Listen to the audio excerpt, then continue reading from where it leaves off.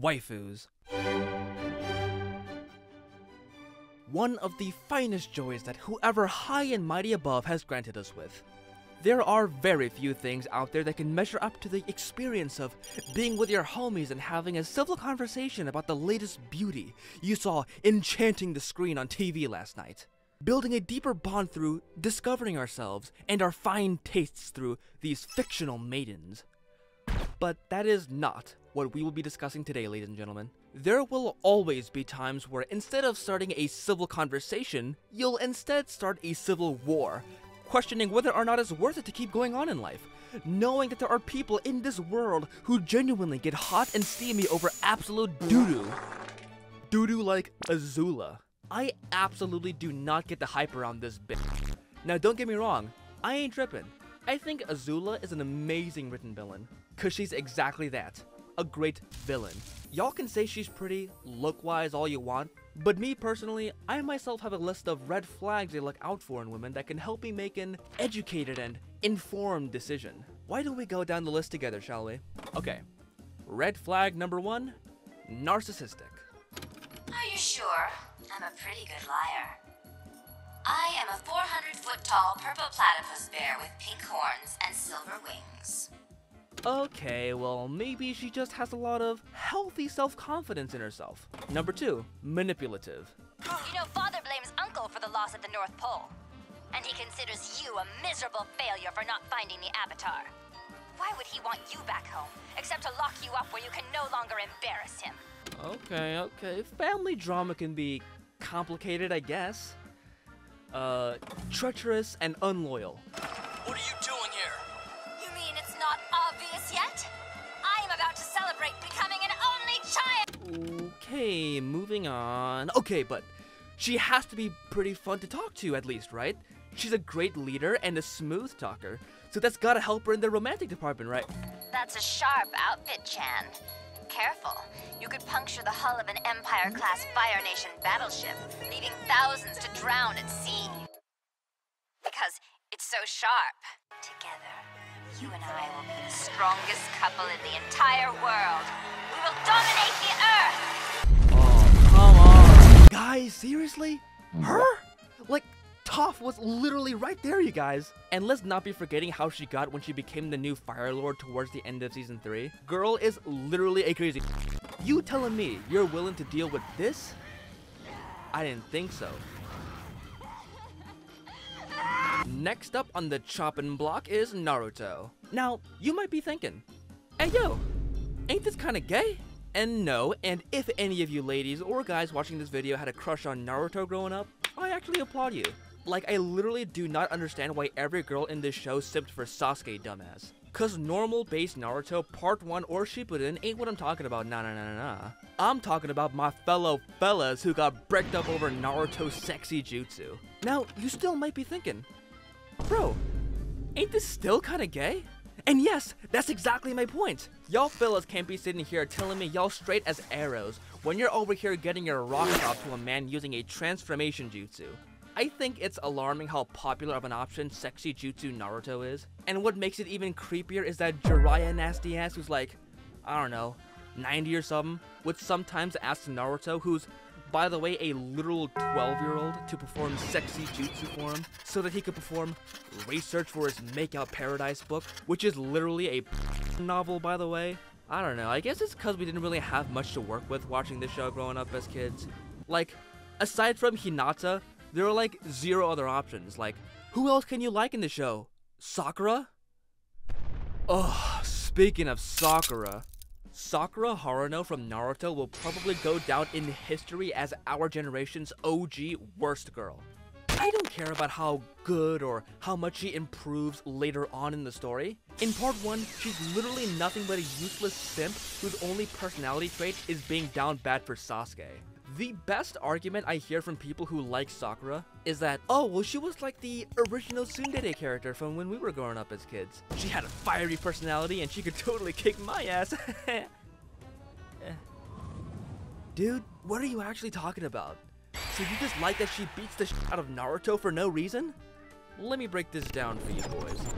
Sakura is not a fucking tsundere.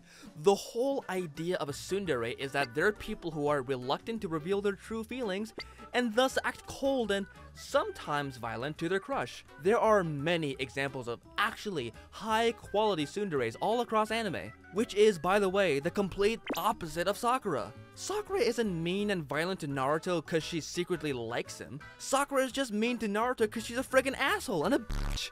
And it's just what all the other kids were doing. We see her letting down her walls for her Sasuke-kun all the time. So yeah, Sakura is not a tsundere. In fact, she's far worse. Honestly, she's a basic bitch. Emphasis on the bitch. Literally in like the 3rd chapter, she says that the reason Naruto is so annoying is because he grew up with no parents. Bitch. And she said this to f***ing Sasuke. Someone, mind you, who saw his parents get murdered right in front of his eyes as a kid. You know, sometimes when you hear something, you just wanna, I don't know, you just...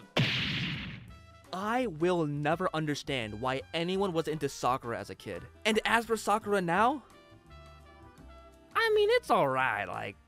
Up next, Rarity from My Little Pony. Now, I know a lot of you watching this video probably aren't bronies and are also probably looking at me in pure cringe, so I'll try and keep this section brief. So in the show, there are 6 main characters, aptly named the main 6 by the fandom and later actually adopted into the show, which is kinda cool. They're basically like the Avengers of their world, except they're ponies.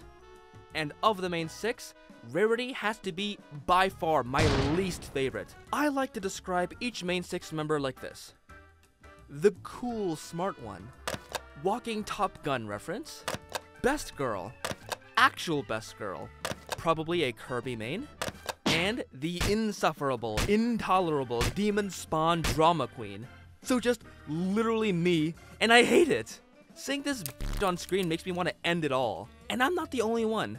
There's literally an episode where Twilight publishes a book filled with lessons and life stories each of the characters learned and went through over the past seasons. And the aftermath of this for Rarity, she literally got f***ing cancelled. That's not a joke. Her business got boycotted and she was literally getting cancelled by the public. Ponies protested right outside her house with wooden signs just because they couldn't stand how intolerably irritating she was. Like, how do you actually get cancelled in a show about little magic horses and friendship? Next up, Asuka Langley from Neon Genesis Evangelion. If you ask any 90s kid today who their childhood anime crushes are, chances are they'll most likely regard Asuka from Evangelion as a top contender, or to some people even being their #1 certified best girl. But I make it no secret to anyone who knows me that I could not stand watching Eva. I absolutely hate this show, and my furious hatred for Asuka served no small part in my pure disdain for this anime. She's just a bitch. You thought Sakura was bad for treating Naruto like bruh, you've not seen the half of it with Asuka, dumbass.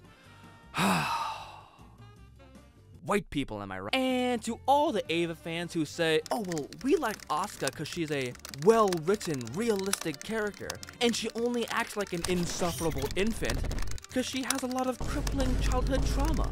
Well, so what? It's not my job to be this girl's therapist. At least she was mostly a to Shinji throughout the show, though.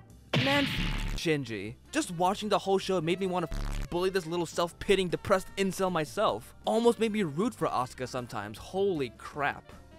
And last but not least, Misty from Pokemon. Not gonna lie, personally as a kid, I always thought Misty was kinda, sorta basic as I felt nothing towards Misty. Absolute pale cheeks gang. But having grown up and experienced life and cultivated and matured my taste in 2D baddies, I've actually acquired a most appreciative taste for Misty looking back at old clips from the Gen 1 anime. But that still doesn't change the fact that for me personally, she's vastly outshined by literally every other female companion Ash had over the years.